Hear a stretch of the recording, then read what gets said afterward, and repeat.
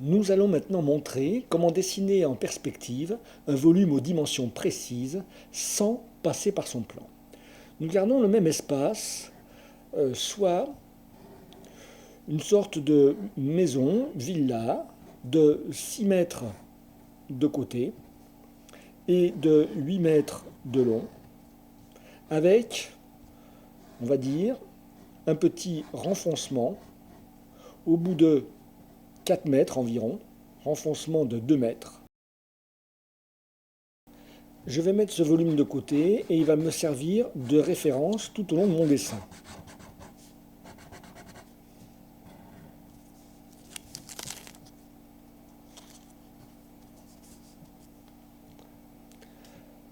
Nous allons commencer par établir une ligne d'horizon et définir le centre de notre visée, de notre regard, de notre dessin.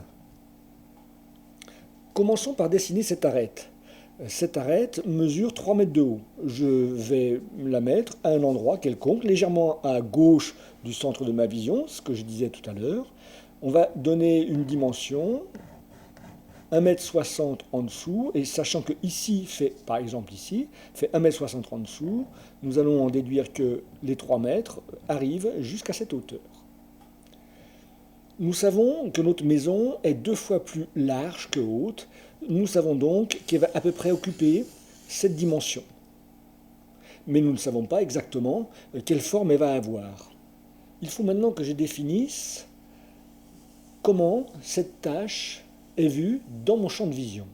Est-ce que cette tâche est une grande partie de mon champ de vision ou une plus petite partie d'un champ de vision beaucoup plus large, ce qui ne donnera pas la même perspective. Nous allons voir comment nous allons régler ce champ en fonction de la position des 2 points à 45 degrés, de part et d'autre de mon observation. En plan, il s'agit d'un observateur qui serait plus ou moins à cet endroit, au bout de l'équerre, plus ou moins loin du bâtiment. Si jamais il est près du bâtiment, ces 2 directions à 45 degrés représentent un champ de vision qui est presque égal à la dimension du bâtiment. Mais plus l'observateur se recule, plus l'espace regardé est loin de ces 2 directions à 45 degrés de part et d'autre du bâtiment. Je vais donc poser ces points sur mon horizon, disons à cet endroit et à cet endroit.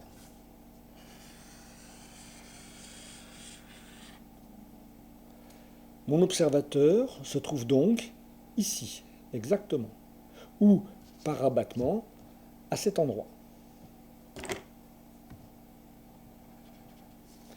Car cet endroit vérifie ce que nous avons dit, 45 degrés vers la droite et 45 degrés vers la gauche.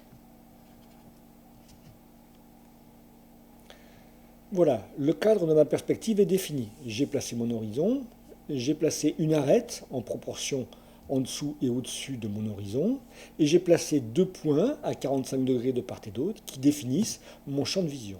Plus ces points seront près de l'espace que je vais dessiner, plus ça signifiera dans mon dessin que le volume occupera une grande place dans mon champ de vision.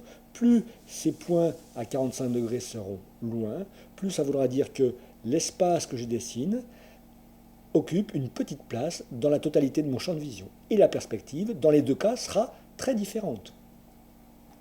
Je choisis arbitrairement la direction d'un côté, disons légèrement sur notre droite, à mi-chemin avec la direction à 45 degrés. En définissant ce point de fuite comme étant la direction de droite du bâtiment, je définis automatiquement la direction à 90 degrés dans le sens opposé. Je prends mon équerre à cet endroit et je trace un trait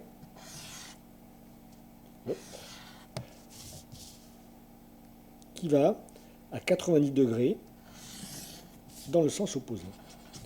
Nous aurons donc la paroi de gauche qui ira exactement à cet endroit et qui fera un angle de 90 degrés. Donc, paroi de gauche.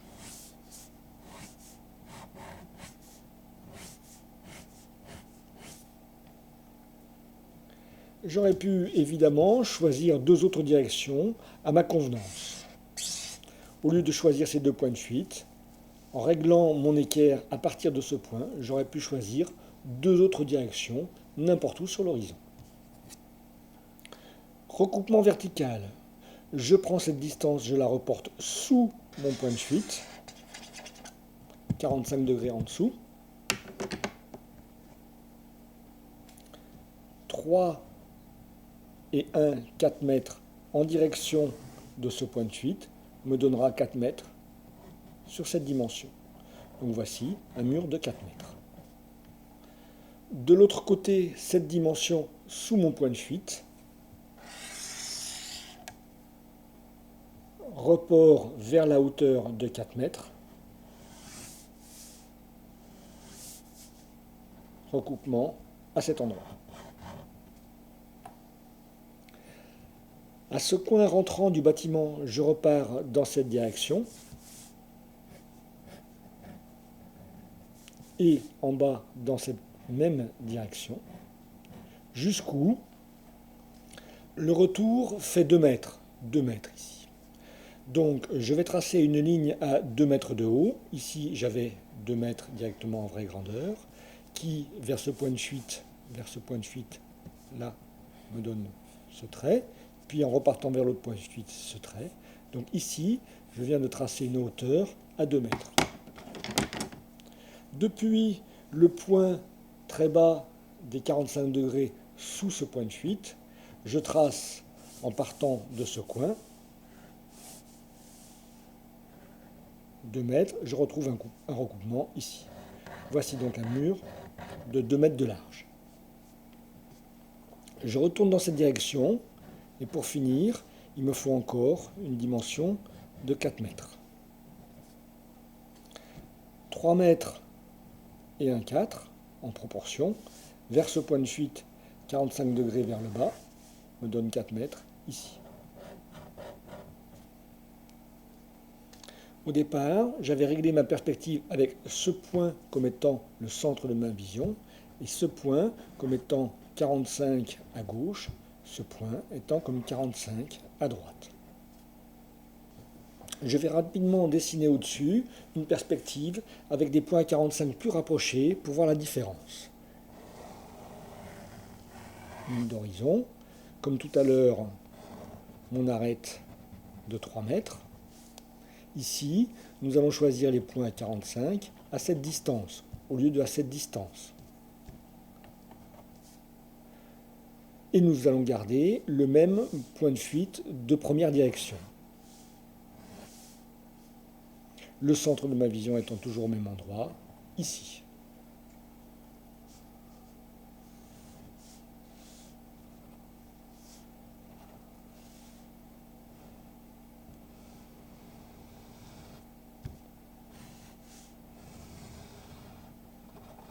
Point de fuite de droite, point de fuite de gauche.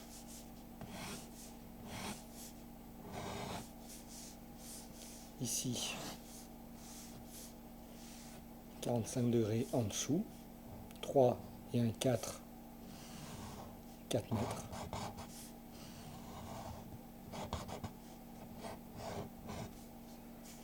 Trois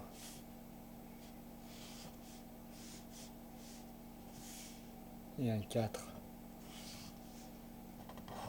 4 mètres. Retour vers la gauche.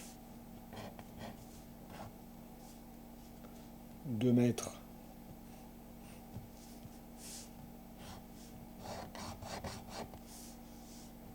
Retour vers la droite. 3 et un 4. 4 mètres. Voilà. J'ai un bâtiment qui est nettement plus contrasté en termes de haut et bas, car je me suis beaucoup rapproché, voire peut-être un petit peu trop. Tout à l'heure, j'avais ce point de vue étant plus loin, qui était plus face à moi, et maintenant que je me suis rapproché, cette face est plus en perspective. De même, celle de droite. Nouvel essai en écartant beaucoup plus mon champ de vision. Je recommence. Ligne d'horizon. Dimension du bâtiment. 1,60 m, 3 mètres. centre de mon dessin, toujours en face des deux autres. Ce coup-ci, nous allons dire 45 degrés à droite, donc environ 45 à gauche. Voilà mon volume. On voit que le volume est de plus en plus, les faces sur ces côtés et sur ce côté sont de plus en plus tournées vers moi. Disons que la perspective est plus écrasée, un petit peu moins quand on se rapproche, et de plus en plus accentuée, plus on est près du volume. L'aspect est assez important, bien que le dessin soit de même grandeur.